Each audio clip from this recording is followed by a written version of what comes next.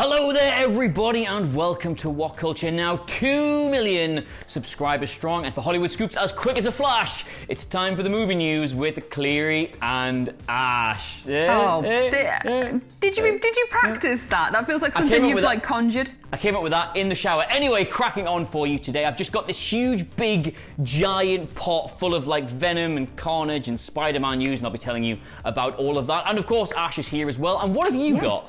I have some lovely Star Wars Mandalorian stuff to talk about, which is very exciting and nice. But I want to hear about this Venom stuff, so tell me all about that, please. All right, so yesterday we did all those big stories, you did all those big stories, I should say, about the DCEU moving around all their scheduling, and we're going to put this there and put that there and pull it forward, pull it backward, etc, etc. And we thought, wonder what Marvel / not really Marvel, but Sony might do about all of this. And a few hours after we finished recording the news, they announced the title for the new Venom movie and the reorganized date. That was supposed to be coming out this year. They put that back to 2021. It's going to be called Venom 2, Let There Be Carnage, because if you saw the Venom movie, you will have seen that at the end Woody Harrelson was there and he's going to be playing Carnage. So that was quite exciting for a start. But that's a serious title, that is. The Let There Be Carnage is pretty whoa. And it smacks of let's just come up with a Venom title that's got Carnage in the name. We'll stay here all night if we have to. It just has to have Carnage in the name. And then 5 minutes after the executive leaves the room, somebody goes,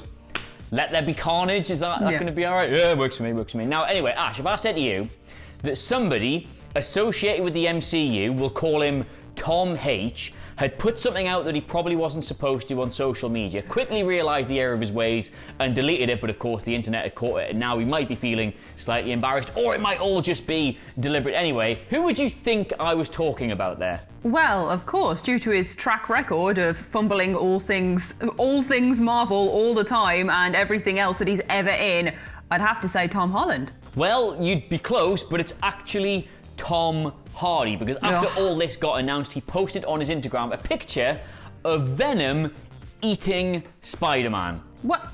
That's not subtle at all. That's not subtle at all, no. I've seen this picture and it is not subtle at all. It is, it's a pretty gnarly picture. It very much fits with the Let There Be Carnage theme, but that also leads into the whole, oh my God, has he given a massive movie spoiler cameo reveal here, or is it just a load of hype? It's a pretty big picture to be posting. Are you going to understand why he's deleted it and got a bit worried, to be fair? I can. I mean, there is, of course, I want to just entertain the possibility this is all just part of the marketing thing. More people who think Spider-Man's going to be in it, the more chance they've got of actually seeing it. And I should say that if I sit here and try to explain to you the exact dynamic between Marvel Spider-Man and Sony Spider-Man and that universe, I could inadvertently just make it worse by talking about it. But the loose read of it is that Marvel have Spider-Man on loan from Sony, and then Spider-Man did really well, so Sony were like, actually, we kind of want that back, and then they sort of took him out of the MCU, then they sort of put him back in, and then they did this Venom movie as a standalone, but with loose connections to it, and now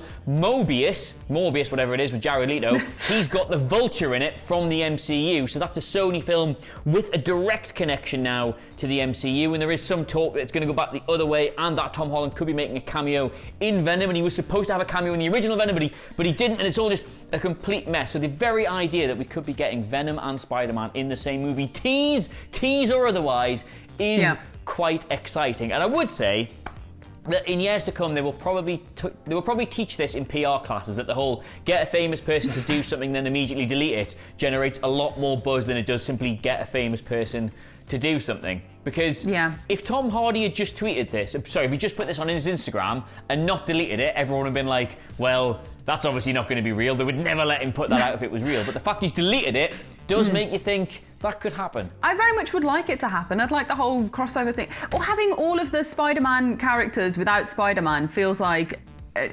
It's like having the cake with no icing on, isn't it? It's like, it's good tasty stuff. Venom is a ridiculously stupid, good fun movie, but Spider-Man needs to come back at some point. I mean, the Venom and Spider-Man we saw in the Raimi trilogy absolutely needs to live up to that level again. Here she goes.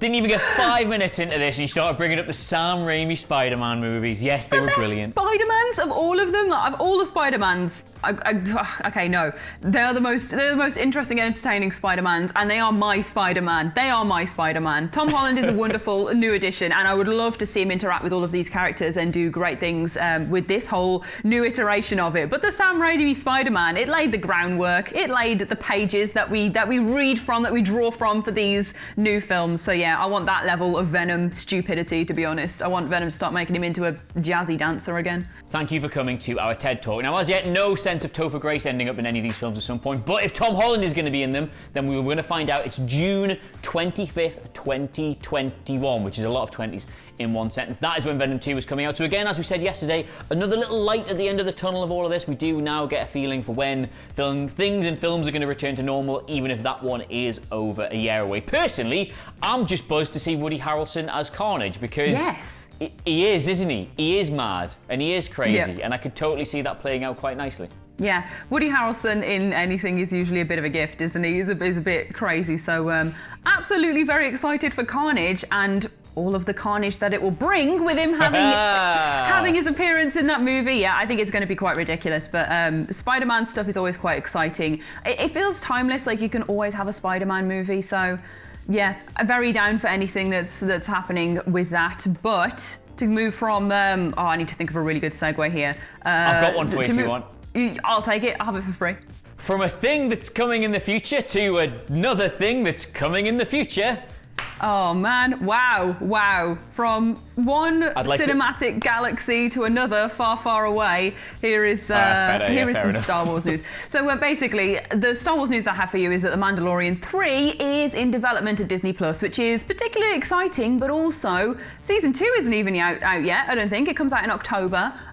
So it's getting ahead of itself, which is good because the amount of work and effort and good things that come from that series, that have come from that series so far. Baby Yoda, the literal meme birthing TV show of our time, it was way ahead of itself with its production schedule from Season 2. Season 2 was in production before Season 1 was out. Season 3 is now in production before Season 2 is out. So they're trying to milk it as fast and as long as they can with all of these different ideas that they've got.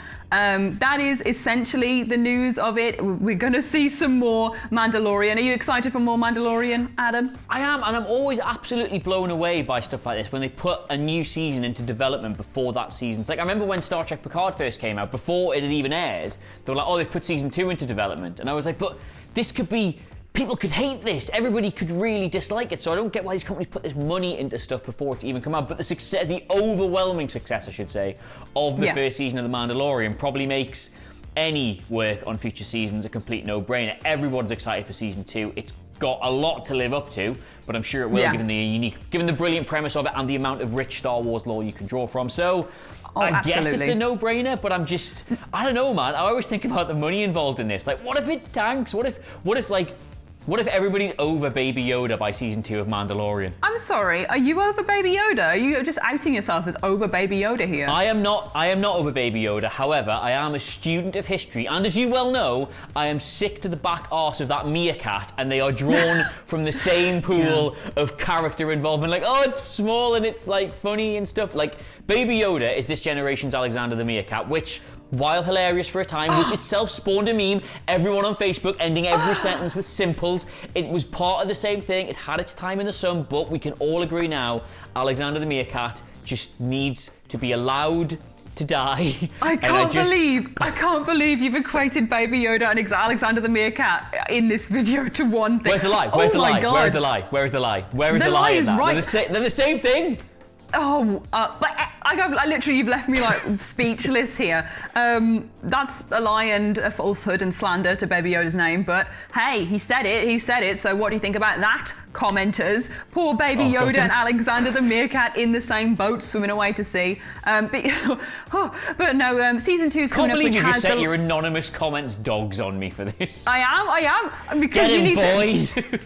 You need to know what a bad opinion this is. If people agree with you, I also want to know if people agree with you, actually, because that's absolutely shook me to my core, but maybe I just want to say, before people pile into the comments here, all I'm saying is, I love Baby Yoda, but we all loved Alexander the Meerkat, and I just don't want Disney to start putting millions into this when it only has a short lifespan. Wow. They need to know when Baby Yoda's had his time in the sun and when to call it quits. And it's not now. I'm not saying it's going to be in season 2, but I'm just saying it might be. You can't predict these. Anyway, look, let's just.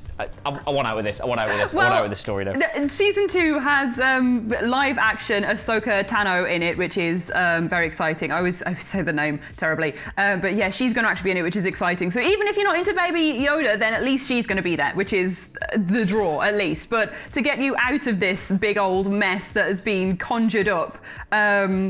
Let's go on to the and finally that has been brought to life thanks to your lovely wrestling news previously. We've got one here, which is that celebrities, filmmakers, people the world over have been thinking about their 5 perfect movies currently. Which ones they would rate as the top dog of their whole film collection. Which films have no flaws at all. I'm going to find a little thing for it now, which I've stupidly minimized on my computer, so I've got to go and find it. But like people like James Gunn has Groundhog Day, Blowout, Babe, After Hours, and Green Room. J.K. Rowling. What? Babe, as in the pig that can talk to dogs? Yeah, Babe is in there. People like J.K. Rowling have The Apartment, Zodiac, The Godfather, Some Like It Hot, and This Is Spinal Tap, which, feels like she's gone through the top-rated movies and picked out some good ones, so there we go. This Is Spinal Tap came up again with Ken Jeong, but there's all sorts. It's a really good little celebration of films going around at the moment. So I figured we could either pick our 5 or 1, because 5 is way too much pressure to come up with on the spot. So what is your most perfect movie of all time? Well, 5 is a lot of pressure to come up with on the spot. However, I think I can do it for you. Okay. American Pie. Oh, you've already stumbled at the first hurdle? American Pie, American Pie 2, American Wedding, American Reunion, American Pie Bandcamp. Oh, it was a bit. I should have known it was a bit. Have I done this wrong? No, well done. Very funny and good. My one perfect movie, Ash, as you well know, is 7. 7 is the perfect movie. Any David Fincher movie is the perfect movie, absolutely. Mine was actually, I had a little think about this because I was asking the question, and I was going through my letterbox to try and figure out what I'd given 5 stars to. And I did have a few movies that I could mention, but the one that I was going to bring up was Fight Club, because I loved that film so much. So 2 David Fincher. Any David Fincher film's perfect. There you go. Yeah, absolutely double bill of David Fincher movies. Otherwise, I do have another 2 that I have to mention, which would be Get Out and La La Land. Yeah, I've not seen La La Land, but I'm reliably informed that it is an incredible movie. It is the perfect movie.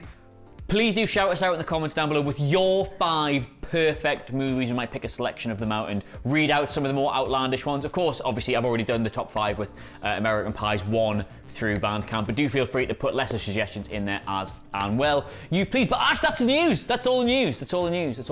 Lovely. That was great news. That was great news. Thank you very much. Yeah, let us know what you made of it in the comments, as well as your top 5 suggestions. And of course, don't forget to like, share, and subscribe. Ash, I'm sure they want to get you on Twitter. Where can they do that? At Ash Millman.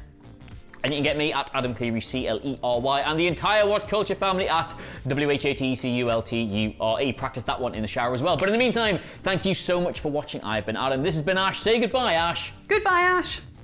That joke never gets old, and we will see you soon. Goodbye. Bye.